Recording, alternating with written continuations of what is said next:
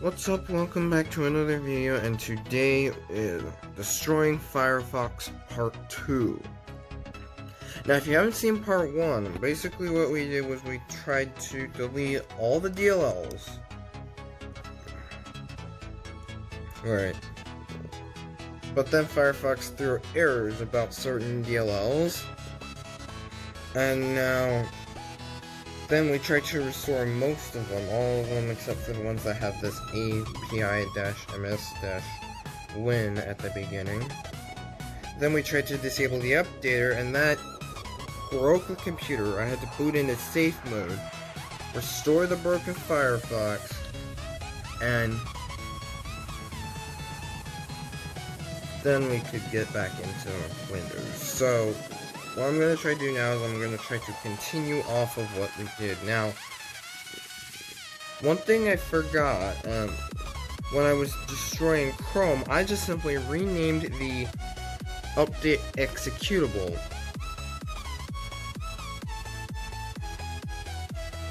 So what I'm going to try to do is do that and see.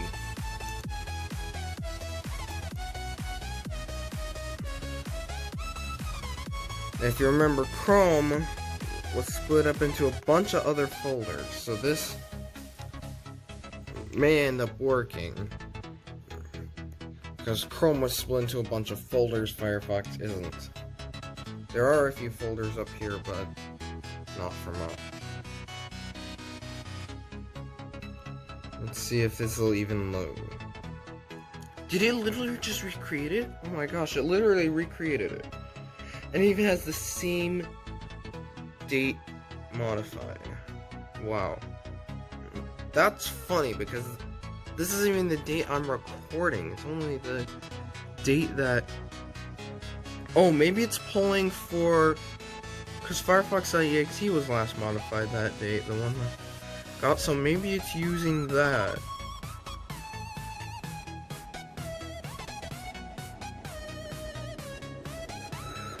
So I don't think we're going to be able to disable the updater, because as you saw, when we tried to delete updater.ini and the update settings.ini in part 1, that prevented the computer from booting properly.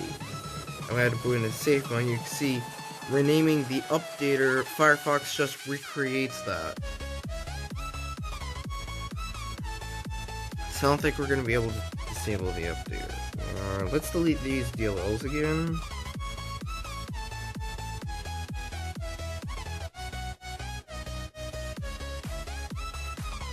Because those ones it was not complaining about. Yeah, these two, updater.ini and update settings.ini, these two are the ones I was talking about earlier. So let's see, visual elements manifest.xml. How will Firefox react if we deleted this?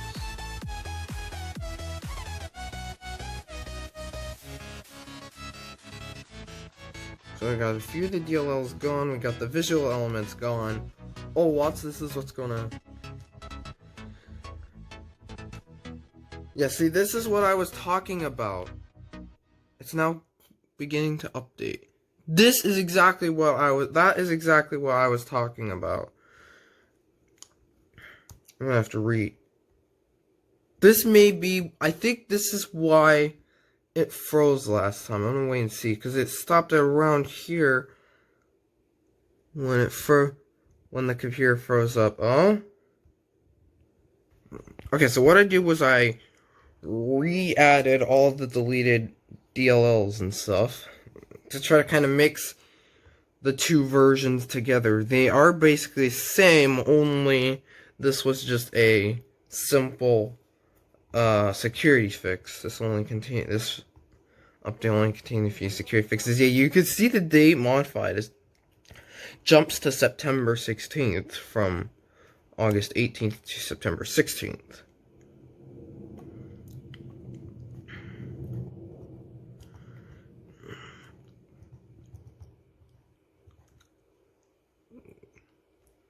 Let's see what we could do. Maybe we could try to delete the maintenance service or maintenance service installer, maybe. Don't tell me this is what we got again. Critical process died. So yeah, so the computer actually blue screened as I was trying to load up the broken Firefox.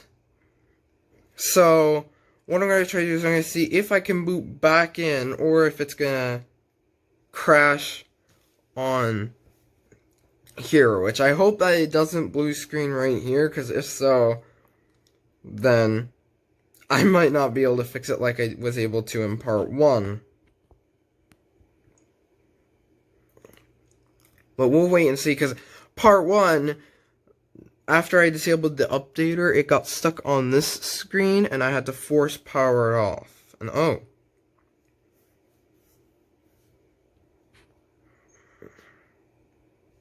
Windows logo's not here, but there's that. Solid black.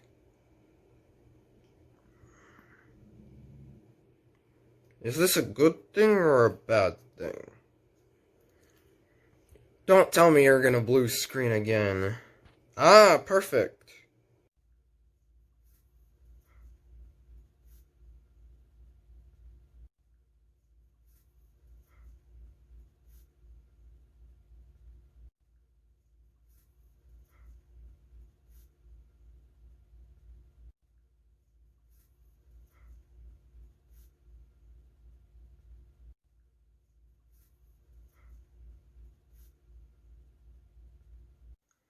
Okay, so we have a little bit of a problem. So after that last clip, I tried to delete some of the other more important files, and now the computer is in an unbootable state. It will actually not get to that Windows logo. It will instead go to a solid blue screen that says, "Recovery, your PC/device needs to be repaired and unexpected errors occurred." I had to put up a picture and something else, but what I decided to do was I have a USB drive. You can see in the reflection a Windows 10 USB drive, and I'm going to boot off of that. So it's I believe it's the F12 key. Aha! F12. And then we select the USB hard disk drive. Oh, this is because, this is one of those with the two versions of one 32-bit, 164-bit. This is one of those USB drives with a 32-bit and 64-bit version of Windows. Now, something else I want to mention is I got a second computer. Yes, I got a second computer, and it's a little old, it's a little out of shape right now. It's a Lenovo ThinkCentre, one of the older ones. So what I'm going to do is try to push it close. I'm going to do this off the camera as this installers. So the installer's list, I'm going to hit repair your computer and try to get to a command prompt. And through this, I'm going to try to get to the directory of the broken Firefox. Okay, that's system reserve, so it has to be D. No? E.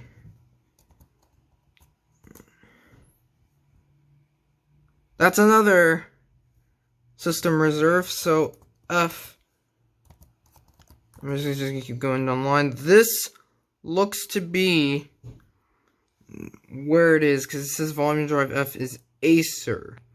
This is an Acer computer. You probably can't tell, but there's the Acer logo right on it. Right. Or at least an older one. So, try to get to the directory.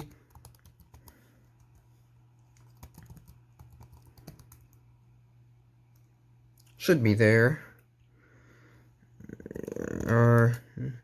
Sure enough, there's a broken Firefox folder. So I'm going to do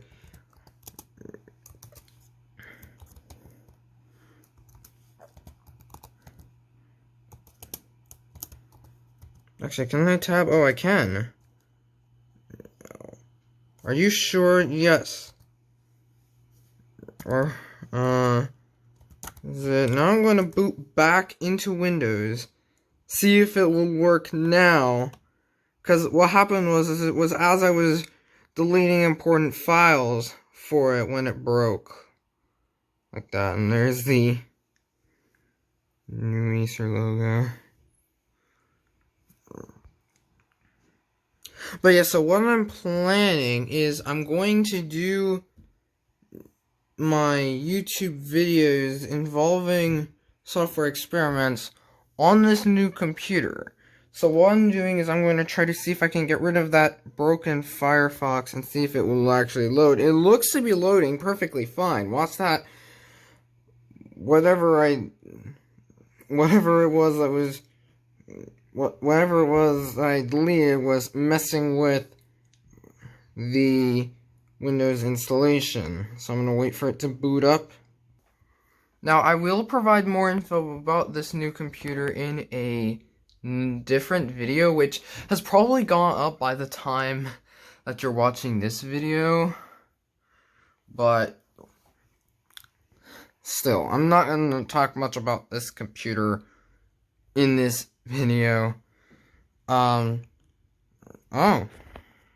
the folder remains, and it continues to show the same picture, or the same icon, sorry, but I checked and it is empty, so I'm trying to delete it, but every time I do that, oh, I'll just delete it this way then. Okay, those are 28 items that were part of Firefox, but did not get deleted when I was in the thing, and that's because only delete the files from the top of the hard drive. So we could try doing it again on this laptop, but what I think I'm going to do first is I'm going to try doing it on my new Lenovo Think Center that I got, which it's not really a new one.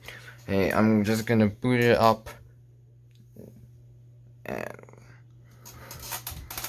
yes, this has Windows 10 on it as well. I went ahead and I installed an older version. And have done a little bit of experimenting, which I'm planning for a future video. Now, there is some everyday stuff on here, but that's actually stored on a separate hard drive. I have a second hard drive for that, and this one you'll notice here, when it loads up, you'll notice that it says Software Destroyer as the username. And this is an older version of Windows 10. This is not like the latest May 2020 update or something. This is one of those older versions. Now, I am going to do the Destroying Firefox in a separate video, since this is already way too long. Like, I got like over an hour of recording from all the laptop stuff this last week or two.